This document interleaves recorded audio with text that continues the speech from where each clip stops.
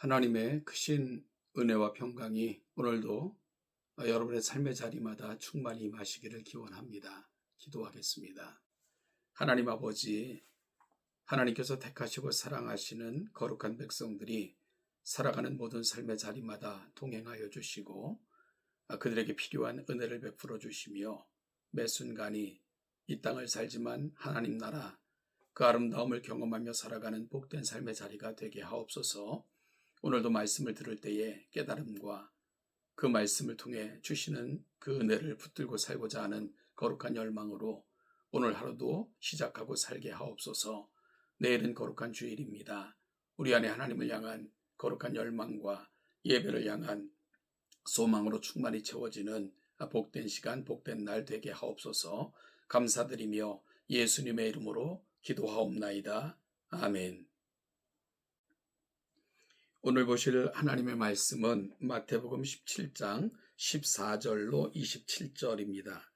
마태복음 17장 14절로 27절을 같이 읽겠습니다. 그들이 무리에게 이르매 한 사람이 예수께 와서 꿇어 엎드려 이르되 주여 내 아들을 불쌍히 여기소서. 그가 간질로 심히 고생하여 자주 불에도 넘어지며 물에도 넘어지는지라. 내가 주의 제자들에게 데리고 왔으나 능히 고치지 못하더이다. 예수께서 대답하여 이르시되 믿음이 없고 패역한 세대여, 내가 얼마나 너희와 함께 있으며 얼마나 너희에게 참으리요. 그를 이리로 데려오라 하시니라. 이에 예수께서 꾸짖으시니 귀신이 나가고 아이가 그때부터 나으니라. 이때에 제자들이 조용히 예수께 나와 이르되 우리는 어찌하여 쫓아내지 못하였나이까? 이르시되 너희 믿음이 작은 까닭이니라. 진실로 너희에게 이르노니 만일 너희에게 믿음이 겨자씨 안할 만큼만 있어도 이 산을 명하여 여기서 저기로 옮겨지라 하면 옮겨질 것이요 또 너희가 못할 것이 없으리라. 갈릴리에 모일 때에 예수께서 제자들에게 이르시되 인자가 장차 사람들의 손에 넘겨져 죽임을 당하고 제3일에 살아나리라 하시니 제자들이 매우 근심하더라. 가버나움에 이르니 반세겔 받는 자들이 베드로에게 나와 이르되 너희 선생은 반세겔을 내지 아니하느냐? 이르되 내신다 하고 집에 들어가니 예수께서 먼저 이르시되 시몬아 네 생각은 어떠하냐? 세상 임금들이 누구에게 관세와 국세를 받느냐? 자기 아들에게냐 타인에게냐? 베드로가 이르되 타인에게니이다. 예수께서 이르시되 그렇다면 아들들은 세를 면하리라. 그러나 우리가 그들이 실족하지 않게 하기 위하여 네가 바다에 가서 낚시를 던져 먼저 오르는 고기를 가져 입을 열면 돈 한 세겔을 얻을 것이니 가져다가 나와 너를 위하여 주라 하시니라. 아멘. 오늘 본문 14절은 이르매 라는 단어로 시작이 됩니다.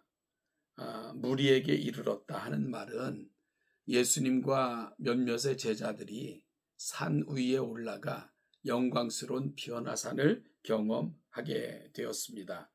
그리고 그 산에서 내려와서 산 아래에서 되어지는 그 광경을 묘사한 장면이 오늘 본문입니다. 여러분, 그들이 영광스럽고 화려한 변화산에서 내려와 보니까 땅 아래는 혼란과 혼돈이 가득했습니다. 어찌 보면 17장은 하늘나라의 아름다움과 이 땅의 비참함이 교차되어 대비되어 보여지고 있다는 그런 생각을 하게 됩니다. 여러분, 어떤 모습이 펼쳐지고 있었습니까? 간질로 고생하는 아들을 데리고 와서 고침 받기를 원하는 한 아버지의 모습이 그려지고 있는데요. 그런데 주의 제자들이 그 간질병 걸린 그 환자를 고쳐주길 원했지만 전혀 고쳐주지 못했던, 그래서 오히려 혼란만 가중되어졌던 그런 상황이 산 아래에서 펼쳐지던 모습이었습니다.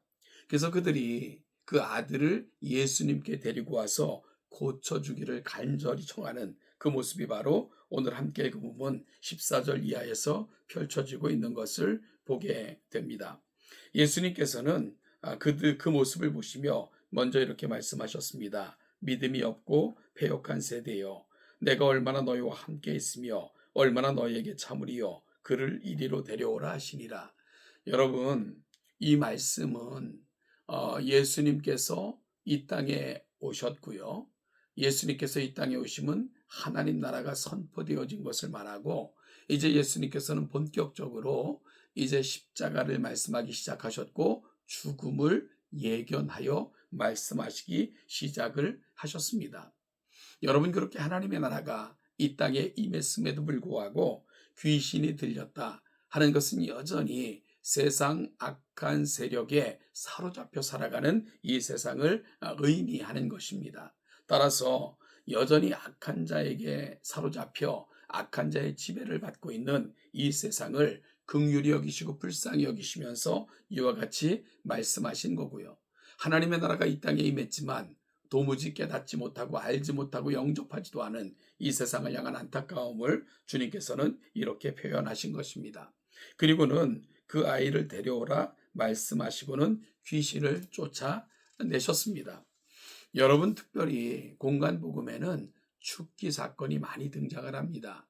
하나님의 나라가 영광스럽게 이 땅에 임했고 지배권이 바뀌었다. 하나님의 위대한 통치가 시작되어졌다는 것을 이와 같은 모습으로 보여주고 계신 것입니다. 여러분, 어쨌든 이 모습을 보면서 매우 당혹스러워했던 것은 제자들입니다.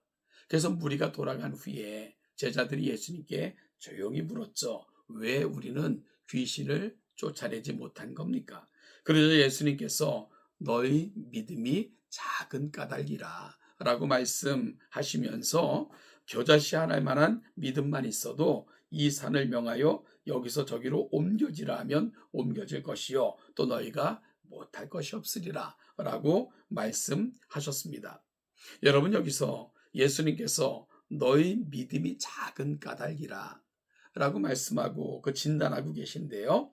다른 복음서를 참조해 보면 예수님께서는 너희 믿음이 작은 까닭이라, 이 부분을 기도하지 않은 까닭이라 라고 말씀하고 계신 그런 본문들도 있다는 것을 우리가 발견하게 됩니다. 여기서 예수님께서는 어찌 보면 믿음이 작은 연고라 하는 부분과 기도에 대한 부분을 연관지어 설명하고 계셨다는 생각을 하게 됩니다. 그렇다면 왜 믿음과 기도가 같이 가는 것일까? 이것은 어떠한 일을 위해서 간절히 구하며 정말 열렬한 기도가 이 모든 능력의 특로가 되는가? 물론 그럴 수 있죠. 그런데 더 중요한 사실은 신앙이라는 것은 흉내가 아니라는 사실입니다.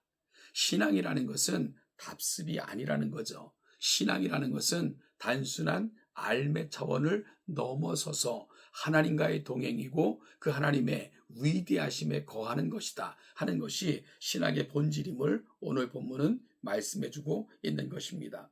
여러분, 이런 것입니다. 제자들 예수님께서 귀신을 쫓아내는 장면 많이 보았습니다. 그리고 하나님의 나라가 임할 때는 이와 같은 일들이 일어날 것이라는 것을 이미 선지자들을 통해서도 말씀을 하셨습니다. 그래서 그들은 예수님처럼 해보면 되겠다. 물론 예수님이 하셨던 걸 흉내 냈을 것입니다.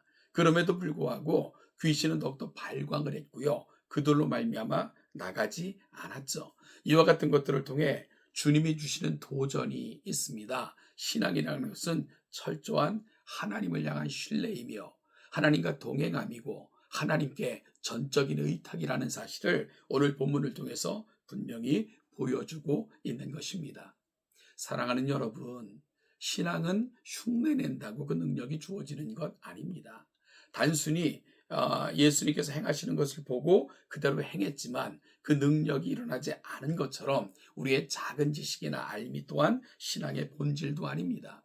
이와 같은 사실은 우리에게 도전하는 바가 많지 않겠습니까? 신앙은 철저한 하나님과의 동행이며 철저한 의탁이며 하나님께서 우리를 통해 일하시기를 바라며 주님께 드리는 전적인 우리 마음의 다짐이고 소원인 것을 다시 한번 오늘 본문을 통해서 기억하시는 저와 여러분들이 되시기를 간절히 축복합니다. 22절부터 23절은 다시 예수님께서 죽임을 당하시고 제3일에 살아날 것을 말씀하셨고 제자들은 매우 근심했다. 아직도 이 사실을 분명하게 인지하고 믿지 못하는 제자들의 모습을 다시 한번 확인해 주고 있습니다.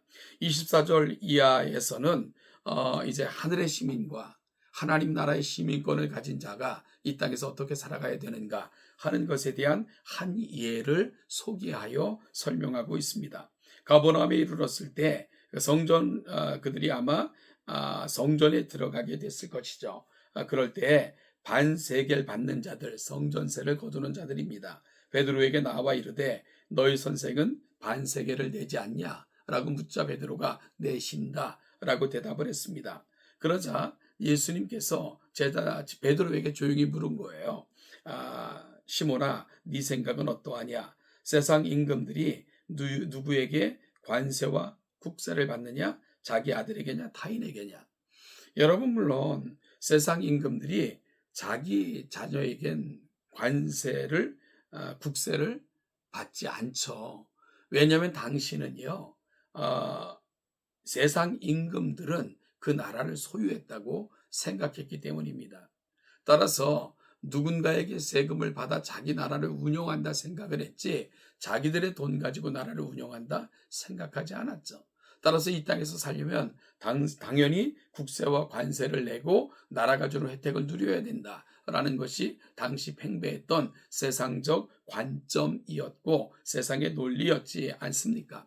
따라서 그 논리대로 한다면 예수님은 성전세를 내실 이유가 없죠. 왜냐하면 그분은 성전의 주인이시기 때문에 그렇습니다.